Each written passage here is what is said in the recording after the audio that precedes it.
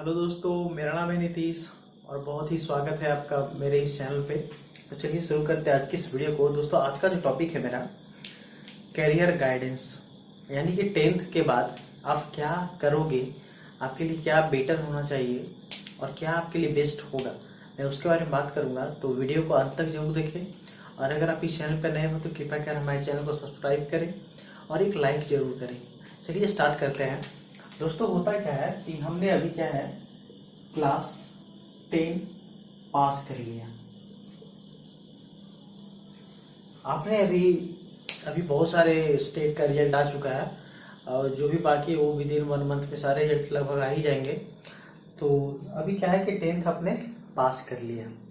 अब ये सबसे बड़ा पहला तो ये है कि कुछ स्टूडेंट होंगे जिनका रिजल्ट जो होगा, कुछ स्टूडेंट होंगे जिनका रिजल्ट परसेंटेज वाइज मैं अगर मैं बोल दूँ परसेंटेज, तो किसी का 90 से भी एबव होगा, मोर देन 90%। किसी का 60% से एबव होगा, किसी का 60% से बिलो होगा। कुछ इस तरीके से रिजल्ट आते हैं। जो ये फैशन है, इसमें ही कुछ ना कुछ आपका आया होगा। तो दोस्तों, इसमें करना क्या होता है कि आपको टेंशन लेने का बिल्कुल भी ज़रूरत नहीं है।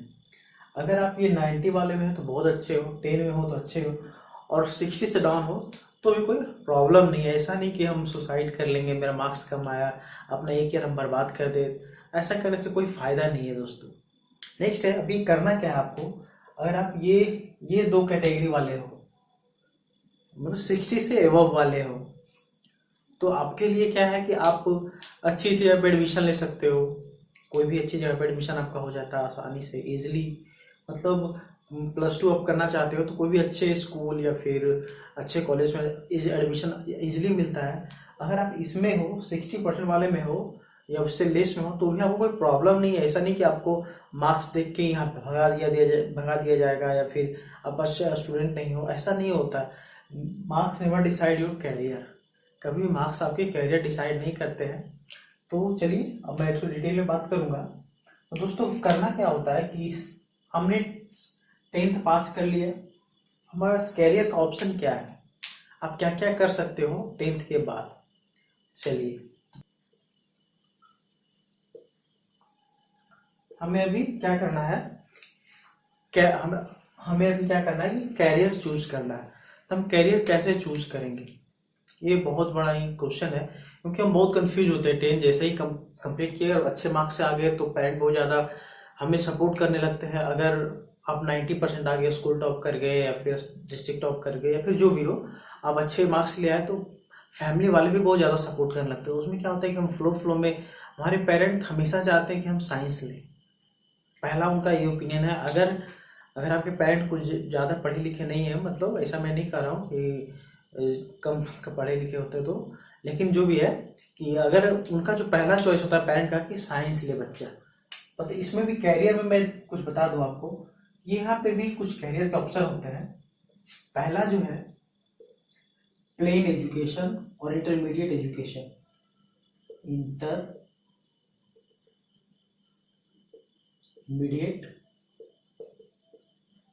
Education. Number 2 technical education. Technical education. दोस्तों, यहाँ पे हमारा 2 गेट ओपन होता है। पहला कि आप इंटरमीडिएट एजुकेशन कर लो या फिर आप टेक्निकल एजुकेशन करो। टेक्निकल को मैं बात बाद में करूंगा, पहले मैं इस इंटरमीडिएट एजुकेशन के बारे में बात करूंगा। इंटरमीडिएट में दोस्तों क्या क्या होता है, पहला, दूसरा और ये तीसरा।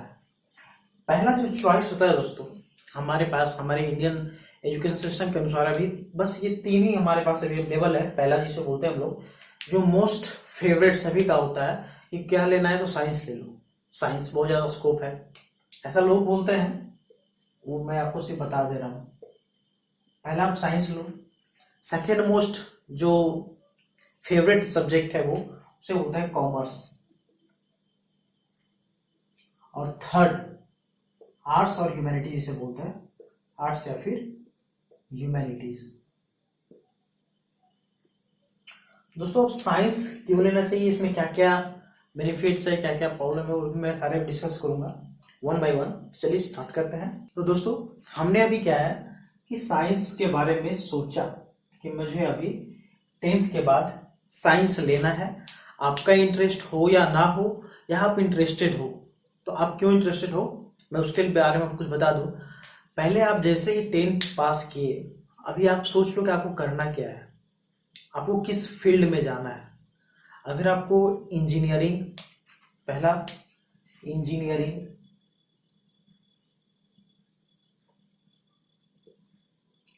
इंजीनियर बनना है, दूसरा मेडिकल में जाना है, थर्ड रिसर्च में जाना है, या साइंटिस्ट वगैरह जो होता है साइंटिस्ट बनना है, फोर्थ सीएस कंप्यूटर साइंस पे बनना है, फिफ्थ आईटी सेक्टर में जाना है। अगर आपका जो भी थिंकिंग है, जो भी आप सोचते हो, अगर इन सभी से मैच करता है तो आप साइंस ले सकते हो। ये पहला पॉइंट हो गया। ये सारे अगर आपको इन फील्ड में अगर आपको पसंद है जाना, आपका ये इंटरेस्ट का फील्ड है, तो आप साइंस ले सकते हो। इसमें और एक फायदा क्या है दोस्तों कि अगर आप अभी इंटरमीडिएट में अगर आप साइंस ले लिए, इन फ्यूचर अगर आपको ग्रेजुएशन में अगर आपको मन नहीं है कि अब मुझे साइंस नहीं पढ़ना है, तो आप शिफ्ट कर सकते हो। You can shift into commerce और आर्ट्स। आफ्टर 12 आप ये कॉमर्स या फिर आर्ट्स में शिफ्ट कर सकते हो। लेकिन अगर आप कॉमर्स या फिर आर्ट्स लेते हो तो उसमें ये फैसिलिटी नहीं दिया हमारे गवर्नमेंट एजुकेशन सिस्टम ने। हमारे जो इंडिया का जो एजुकेशन सिस्टम है उसने उन्होंने हमें ये फैसिलिटी नहीं दिया है कि आप कॉमर्स लेके साइंस में चले जाओ या फिर आर्ट्स लेके साइंस में चले जाओ, बट आप साइंस लेके कॉमर्स या फिर आर्ट्स में जा सकते हो। ये बात आपको पता हो गई। अभी क्या है कि हमें पढ़ना क्या क्या है, सब्जेक्ट हमारे क्या क्या होंगे पढ़ने के लिए। दोस्तों सब्जेक्ट यहाँ पे मैं लिखता हूं सब्जेक्ट। ये मैंने कैरियर आपको बता दें कि इसमें क्या क्या कैरियर है, इतने कैरियर होते हैं। अब सब्जेक्ट, सब्जेक्ट में क्या होता है कि पहला physics, chemistry, math plus 2 elective subject जो भी है। हिंदी हो सकता है, इंग्लिश हो सकता है, इंग्लिश या फिर कुछ और, फिजिकल एजुकेशन, कंप्यूटर साइंस, कुछ भी सब्जेक्ट जो भी है, ये हर एक स्कूल के ऊपर वेरी कर जाता है। तो वो आपके स्कूल के अनुसार या फिर कॉलेज के अनुसार करता है। कभी कभी कॉमर्स भी दिया जाता है, सॉरी इकोनॉमिक्स भी दिया जाता है, तो वो आपके कॉलेज या फिर स्कूल के अनुसार वेरी करता है।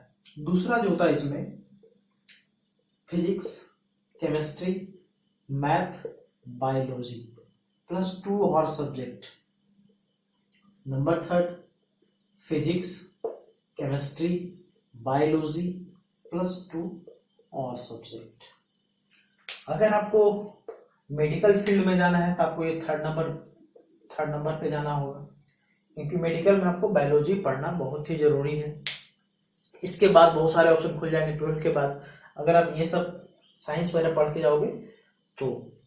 नेक्स्ट है दोस्तों, अब मैं इसमें पढ़ना क्या है, फिजिक्स थोड़े से एक्सरसाइज हो जाएंगे आपके, माइंड मेंटली बहुत ज़्यादा एक्सरसाइज होता है फिजिक्स में भी, केमिस्ट्री में भी, मैथ में भी।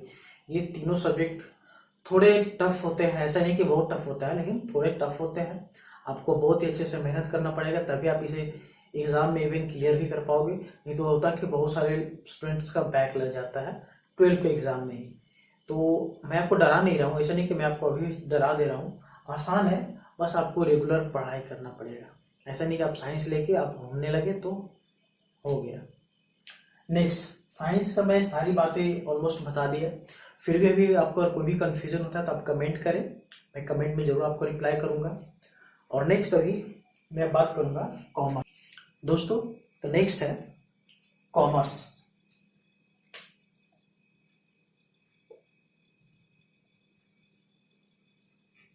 कॉमर्स ये मेरा सेकेंड मोस्ट फेवरेट सब्जेक्ट होता है। इसे हमें क्यों पढ़ना चाहिए? अगर आपका इंटरेस्ट बैंकिंग में है, फिनांस में है, नंबर में है, टैक्स में है, बिजनेस लॉ में है, तो आप कॉमर्स बेझिझक लें, क्योंकि हाई पेड जॉब जितने भी होते हैं, हाई पेड सैलरी वाले जॉब, इवन प्राइवेट, वो आपको कॉमर्स में ही मिलने वाले हैं। क्योंकि हमारा ऑलवेज मोटिव होता है क्या, एट द एंड में हमें जो भी है अपनी इनकम ही करना होता है, पढ़ाई करके भी इनकम ही करना होता है, चाहे वो जिस रूप में हो, जिस फॉर्म में हो, वो इट नेवर मैटर। तो ये क्या होता है कि हमें, अगर आपको अकाउंट्स, बैंक,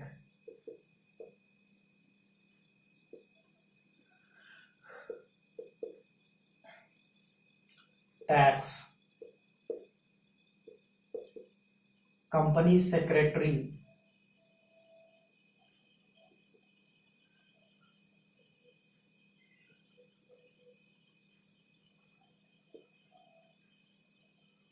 चार्टेड अकाउंटेंट, तो ये सारे फील्ड, और भी इससे बहुत सारे फील्ड होते हैं, तो ये सब में अगर आपको थोड़ा भी इंटरेस्ट है तो आप ये लो, क्योंकि इसमें थोड़े एज पर, मैं ये नहीं बोलूँगा कि साइंस से आसान होते हैं, साइंस बहुत टफ होता है और ये कॉमर्स बहुत आसान होता है, ऐसा नहीं है, बट इसमें आपको थोड़ा सा रिलैक्सेशन जरूर मिलता है।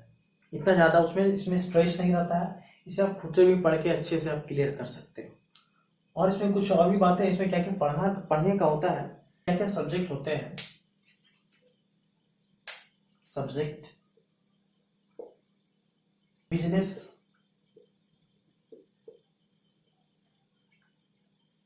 बिजनेस इकोनॉमिक्स, बिजनेस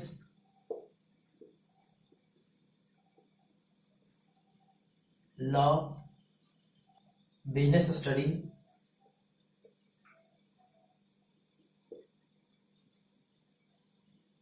दोस्तों इसमें क्या होता है कि आपको प्रॉपर ट्रेनिंग दिया जाता है, accounting, auditing, tax, general business.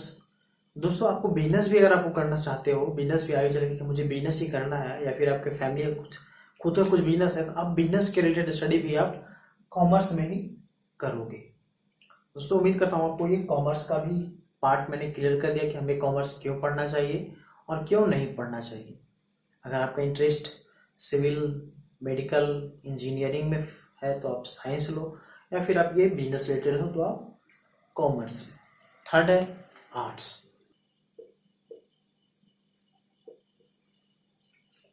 दोस्तों ऐसा परसेप्शन बन चुका है हम लोग, हमारे सभी सिस्टम में, कि आर्ट्स वो होते हैं जिसे पढ़ाई में इंटरेस्ट नहीं होता या फिर पढ़ने में बिल्कुल कमजोर होते हैं, वो आर्ट्स लेता है। ऐसा परसेप्शन बना हुआ है, मैं बोल नहीं रहा हूँ, लेकिन दोस्तों ये बिल्कुल ही गलत है।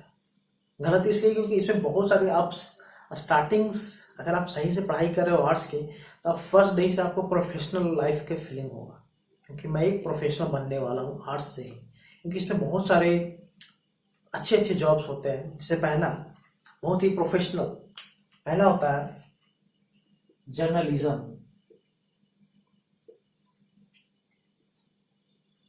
आप इसे जर्नलिस्ट बन सकते। लिटरेचर,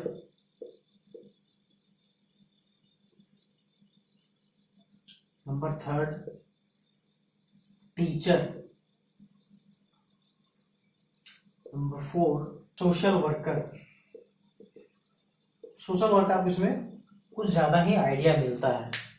दोस्तों ये सारे जो भी जर्नलिस्ट हो गया, लिटरेचर हो गया, टीचर हो गया, सोशल वर्क हो गया, हालांकि टीचर आप कॉमर्स से भी बन सकते हो, साइंस से भी बन सकते हो, मतलब कहीं ये रिस्ट्रिक्शन नहीं है, लेकिन जनरली ज़्यादातर टीचर्स यहाँ से हमें मिलते हैं, अच्छे अच्छे टीचर मिलते हैं। अब आपको शायद समझ में आ रहा होगा कि आर्ट्स, कॉमर्स और साइंस में हमें क्या लेना चाहिए, आपका इंटरेस्ट के अनुसार। ऐसा नहीं कि वो मेरा दोस्त साइंस ले रहा है, मेरा वो दोस्त कॉमर्स ले रहा है तो मुझे वो लेना चाहिए, फैमिली वाले ये बोल रहे हैं, अगर वो दोस्त साइंस लेकर ये बन गया तो मैं भी बन जाऊंगा, ऐसा कोई जरूरी नहीं। आपका इंटरेस्ट जैसा हो आप वैसा ही लीजिए। ये हो गई बात हमारे इंटरमीडिएट एजुकेशन की। इसके बाद नेक्स्ट है, और एक 10 के बाद आप और एक चीज़ कर सकते हो, टेक्निकल एजुकेशन। अब मैं उसके बारे में थोड़ा बात करूँगा। तो दोस्तों टेक्निकल एजुकेशन में क्या है, टेक्निकल एजुकेशन में क्या है, इसमें आप अभी इस समय 10 के बाद आप 2 चीज कर सकते हो। पहला डिप्लोमा, दूसरा ITI। ये 2 कोर्स आप आफ्टर 10 कर सकते हो, डिप्लोमा या फिर ITI। अब डिप्लोमा करने से क्या क्या हमें फायदा होता है और क्या क्या ब्रांच यहाँ पे अवेलेबल होते हैं, ये आप देख लो। डिप्लोमा में ऑलमोस्ट जितने भी इंजीनियरिंग के ब्रांच होते हैं, ऑलमोस्ट ऑल ब्रांच यहाँ पे अवेलेबल होते हैं। लेकिन हमारे जो भी आसपास के कॉलेज होते हैं उसमें ज़्यादा ये सब ब्रांच अवेलेबल होते हैं।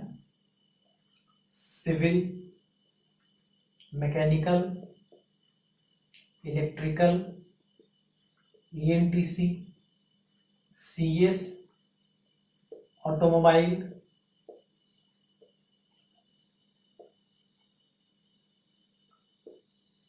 प्लास्टिक इंजीनियरिंग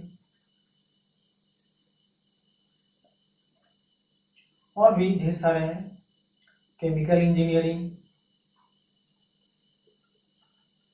तो ऑलमोस्ट ऑल ब्रांच जो भी होते हैं ये सारे यहाँ पे अवेलेबल होते हैं। दोस्तों इसका करने का फायदा क्या है, मेन फायदा मैं आपको बता दूं, डिप्लोमा करने का मेन फायदा है कि अब लगभग सारे स्टेट में JEE का फॉर्म आते हैं। आपको अभी आप धीरे धीरे जब आप पढ़ाई करोगे आगे तो आपको पता चलेगा कि जूनियर इंजीनियर का फॉर्म आता है हमेशा, उसमें सिर्फ ये डिप्लोमा वाले ही भर सकते हैं।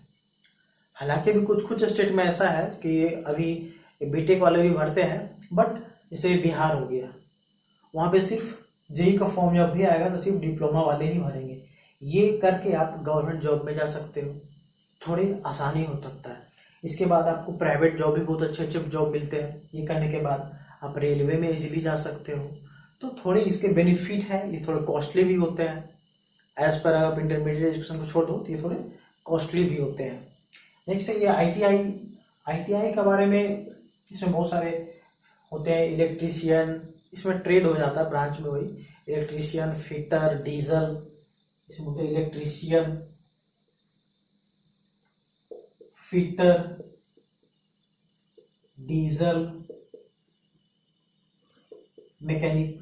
मैकेनिक्स का भी कुछ एक होता है ब्रांच, मुझे एग्जैक्टली पता नहीं, और भी सब कुछ ऐसे ही ब्रांच होते हैं। तो ये सारे करके आप रेलवे के लोको पायलट बन सकते हो, रेलवे ड्राइवर जो बोलते हैं, ये सब टेक्नीशियन। तो ये सारे जॉब भी यहाँ पर 10 के बाद ये अगर आप कोर्स कर लेते हो, तो ये जो ITI जो कोर्स होता है ये 2 ईयर का होता है और ये डिप्लोमा 3 ईयर का होता है। तो कुछ इस तरीके से पूरा सिनेरियो है। आफ्टर 10, 12, आफ्टर 10, ओनली 10 आप क्या कर सकते हो, ये सारी बातें मैंने आपको बता कर रख दिया। सिविल में एक घर बनाया जाता है, मैकेनिकल में सारे इंजन वर्क्स होते हैं, इलेक्ट्रिकल में आप सारे इलेक्ट्रिकल का वर्क होता है, ENTC थोड़े इलेक्ट्रिकल और टेलीकम्युनिकेशन दोनों पढ़ा जाता है। कंप्यूटर साइंस में कंप्यूटर रिलेटेड वर्क होता है। ऑटोमोबाइल सेक्टर का काम हो गया। प्लास्टिक इंजीनियरिंग जो प्लास्टिक का वर्क होता है, और केमिकल इंजीनियरिंग में केमिकल के जहाँ तक रिएक्शन वगैरह वही सब पढ़ाया जाता है। दोस्तों तो उम्मीद करता हूँ मैंने आपकी एक छोटी सी वीडियो बनाया, इससे आपकी पूरी करियर की गाइडेंस मैंने कर दिया हूँ। अगर आपको फिर भी कोई भी कन्फ्यूजन होता है तो बेझिझक आप कमेंट बॉक्स में कमेंट करें, हमें ईमेल करें, मैं जरूर आपको रिप्लाई दूंगा। कमेंट बॉक्स में हमारे व्हाट्सएप के ग्रुप बना हुआ है, आप वहाँ पे भी जुड़ सकते हैं और हमसे बात कर सकते हैं। दोस्तों इसी तरह की वीडियो मैं हमेशा लेकर आता रहता हूँ अपने इस चैनल पे। अगर आपको मेरा वीडियो ज़रा ही पसंद आए तो जरूर लाइक करें, चैनल को सब्सक्राइब करें। Thank you so much for watching this video.